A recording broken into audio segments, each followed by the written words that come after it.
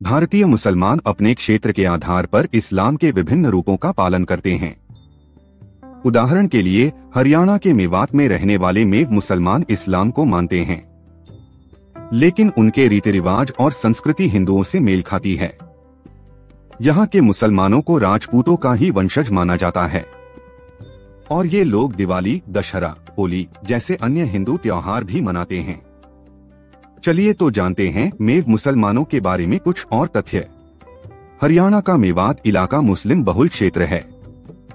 यहाँ पिछले लगभग 500 सालों से मुसलमान रह रहे हैं।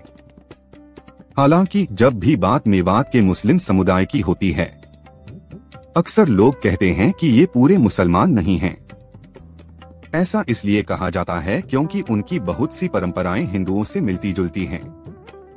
कई अध्ययन के मुताबिक तो कुछ सालों पहले तक मेवात के मुस्लिम एक ही गोत्र में अपने बच्चों की शादी तक नहीं करते थे, जबकि इस्लाम धर्म में चचेरे भाई बहन में शादी होना सामान्य है।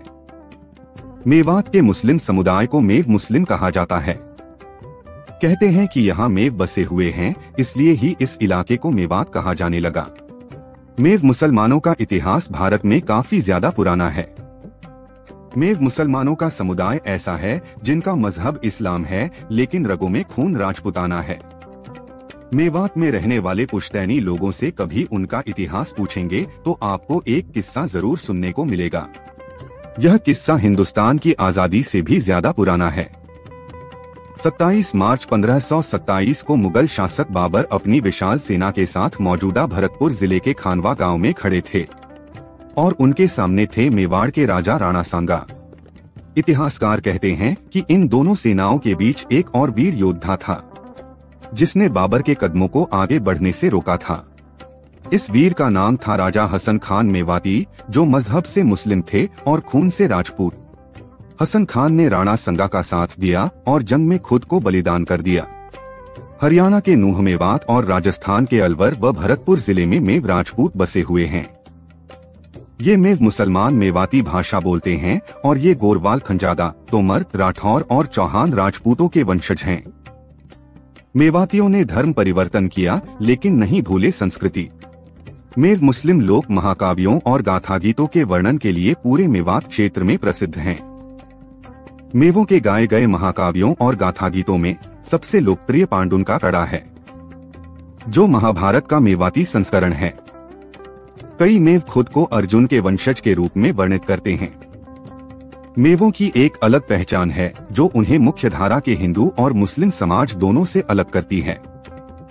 उनकी शादियां इस्लामी निकाह समारोह को कई हिंदू रीति रिवाजों के साथ जोड़ती हैं, जैसे संपूर्ण गोत्र बनाए रखना एक विशिष्ट हिंदू प्रथा है, जिसका अनुसरण मेव मुस्लिम भी करते हैं।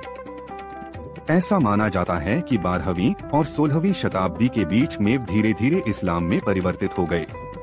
उनके नाम से उनकी हिंदू उत्पत्ति स्पष्ट होती है, क्योंकि ज्यादातर मेव अभी भी सिंह उपनाम रखते हैं। आपको बहुत से लोगों को नाम राम सिंह, तिल सिंह और फतेह सिंह जैसे मिल जाएंगे।